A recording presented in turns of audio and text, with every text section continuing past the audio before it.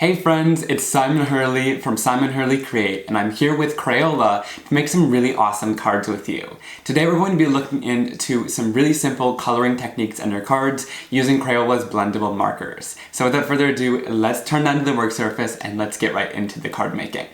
So here is the card that we are making in today's video, or something very similar to it. I'm going to show you how to get some really fun blended results, as well as create your own sentiments and backgrounds for the card. So for my coloring, I'm going to be using the Floral's flower coloring book. This has a lot of great flower images that you can go in here and color. And I like to rip them out, and you'll see why in just a second. It gives a really good coloring effect when you're using alcohol blendable markers. So let's take a look at these markers before we get into everything. So you get 14 colors inside of here, as well as 2 blenders, and I'll show you how these are really helpful when you're coloring in your projects. So let's set this off to the side so that we can use it for our coloring. Now I purposefully grabbed coloring book pages where I can find like clusters of flowers that would be pretty easy to cut out. So let's go in and use this one for today's video, but either one of these would be good. Now before I start my coloring, I want to make sure that I'm working on a surface because these can sometimes bleed through your cards. So I'm going to grab a piece of construction paper and just lay this right underneath.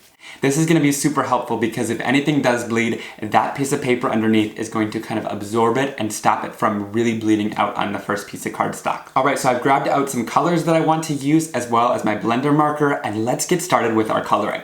So I'm going to grab out the blender marker first. And these have really nice brush tips on them, so they're going to be really easy to color in with. What I'm going to do is just start with a couple different petals, and with this blender marker, you can really be, pretty messy with it. It doesn't really matter where you go, because once this ink dries, it's pretty much going to dry flat and you're not going to be able to see it. It's just kind of a clear ink, but that's going to help me kind of move and blend the colors together since the surface is already wet with ink. So I'm going in with this pink color then, and I'm going to kind of go at the bottom of the petals to add a little bit of shading. And go in here and color that in. And you only want to do a few at a time because I don't want that clear ink to dry yet. Then I'll go in with this lighter orange color and kind of bring it from the other side to kind of blend it into that pink. And like I said, since that clear marker is sitting down on the surface at the beginning, that's going to make it a little bit easier and give us some more playtime when we're blending and moving these colors together.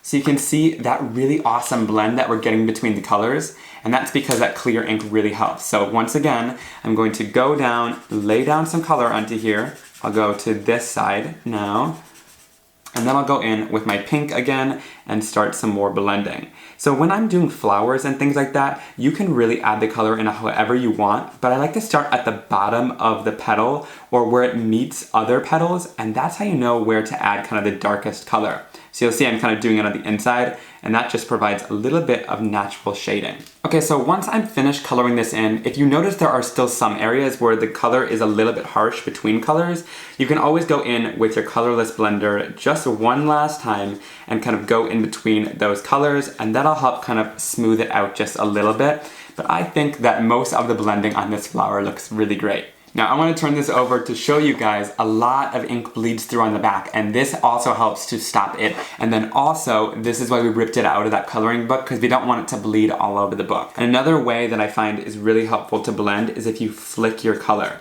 So not keeping the marker always on the surface, kind of flick it into another, and that's going to give you softer lines in between as the colors blend together. So these are just some helpful tips to make sure that your colors are going to mix and blend as well as possible. Finally, I'm going to do the same thing onto these leaves, and one thing that can also be kind of helpful is if you want one section to be a little bit lighter as you're shading it, you can kind of just fade it out into that white by having that colorless blender down first, and that will blend your color out into white, and that will create a nice little highlight on these leaves. One tip I can share is if you've gone out of the lines a little bit, like you can see here, all you need to do is go in with your colorless blender and kind of push it back into that. I know that sounds a little strange, but that colorless blender has a clear ink that will help kind of push those colors back into that image. So I'll do it kind of in all of the areas where the color might have went out, And once this dries, it'll turn the exact same color as the paper, and it'll kind of fix some of your mistakes. So this is a game changer when it comes to fixing anything. And you can see there, once that's all dried, it definitely helped out those areas quite a bit to move it all back together. All right, now to get this to my card, I'm gonna go in with a pair of scissors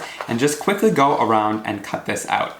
Now I like to leave a little bit of a white border when I cut images out. That way when I get to thinner areas like those leaves, I don't have to go into all those details and really worry too much about it. So I'm gonna leave a little bit of a border, but if you want to go right up to the flower, you totally can. Okay, so this is all cut out now. I'm super excited to add this to a card. And when it comes to the bottom area like this, don't worry about it because we're going to cover it up with a sentiment. All right, so to add a sentiment to my card, I'm going in with some of the Crayola liquid metal craft markers. Before we get into coloring with these, I wanna show you how to get these started because sometimes it can be a little bit tricky, but I'll show you how to make it really easy. So pull one of these markers out of the packaging that you wanna use, and you're going to see that it has a white tip when it first comes out, and it's not going to have any ink on the edge. So what you're going to want to do is press down and kind of gently tap and lift like this, holding it in this upright position, kind of pumping that marker. And as you do this, it will kind of slowly release the ink into that tip of the marker, and you'll start to see it coming down there. You can kind of see a little bit of that silver coming down already. And once you get the ink filled in the tip, it should look like this, and then it writes really nicely, and you have a ton of different colors to choose from in your pack. So I'm gonna go in with some gold. I think the gold looks stunning with the colors that we chose. And let's go in and write a sentiment. So of course you could write this however you want. I think I'll do a hello sentiment since those are always needed when you're making cards. So I'm just gonna go in and hand write my sentiment. And once we've written out hello, there's a couple things you could do. You could totally just leave this as is and cut it out. But if I want to make it look a little bit more like hand lettering or calligraphy, I'm gonna go in and make some of these lines thicker so that we can add a little bit more gold into there and give the sentiment a little bit more dimension. All right, so I love how those liquid metal markers work. Look at that awesome shine. And then I'm gonna go in here and do the same thing and just cut right around that sentiment. All right, so now let's talk about making a card base to put all of the images together that we just colored and created. Now, I like to make a card base that's a little bit smaller, but there's tons of different sizes online, but I'm gonna show you my favorite and what I think is easiest. Now, I use a heavyweight white cardstock, but you can also use a piece of construction paper or something like that if you have that on hand. All right, so you're going to take an 8.5 by 11 sheet of cardstock and cut it down in half. You can cut it in half the long way, or you can cut it in half the other way, and it's gonna give you two different looks. So let me show you, walk you through what these are going to do. Now I have a little scoring tool on hand since this cardstock is a little bit thicker, but you can always do it by hand as well. I'm going to line up these two edges, and this is the longer piece, and then crease it down. And once we've scored that down, you've now created a top folding card base like this. So that's how your card is going to open. Now, if we want the other way where we cut it in half, I'm going to fold it down the same exact way. And this might be your more traditional card that you would find at a store, folded in half like this. Now the cool thing is you could use it upright like this if you have an image that's a little bit longer. All right, so I'm going to use the top folding card base for today's card that I'm creating, and I'm going to pull in a stencil. Now this one is from my own line of supplies. You can find it from Simon Hurley Create at rangerink.com. And this one is just a stencil with a bunch of dots, and these are really fun to use a lot of these Crayola mediums and use them through the stencil to create a fun background. So I'm gonna go in with some of these gel pens from Crayola. In the past card, I took out this lighter blue color, and I'm just going to use these to kind of doodle inside of this. And of course, you could go crazy inside of these and create lots of really fun doodles. I'm just gonna go around the edge and kind of trace some of these dots. And what I like about these is they're a little bit irregular, they're not all completely perfect. And I don't know about you guys, but I would struggle to draw dots by myself. So this makes it super easy to get dots that look perfect. So now, of course, we can go in and finish off the card. I'm gonna go in here and add a little bit of tape runner, but you could use a double-sided tape or one of Crayola's glue sticks. And I'm just going in here and adding adhesive all around this so that it sticks really well to our card. I'll adhere this down, and I did it on the bottom of the card because that's where that line ended up, and it kind of fills out the card really nicely. And there's a couple of different places you can add this. You can really have fun putting it wherever you want. You can put it in any open space like this, but I want to keep your eye kind of drawn down to these flowers, so I'm going to place it more centered, kind of right here, and that's going to keep your eye on these flowers down here and make that really the focal point and stand out. Alright, so that completes today's card. I hope you guys really enjoyed seeing how to use those Crayola blendable markers to create a really awesome colored in focal point for your card. And then some different things with pens in the background and the metallic markers, and I just love how that sentiment looks. Alright, I hope you guys really enjoyed seeing me make this card today, and I hope you will give it a try.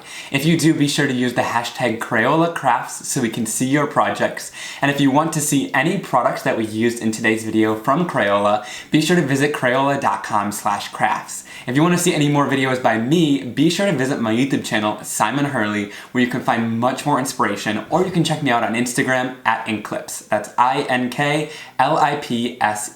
And you can also find my full card making product line with stamps and designs that pair perfectly with the mediums and products that you see from Crayola. And you can find my line at rangerink.com underneath the Simon Hurley Create section. Alright guys, I hope you have a wonderful day, and I'll talk to you guys soon.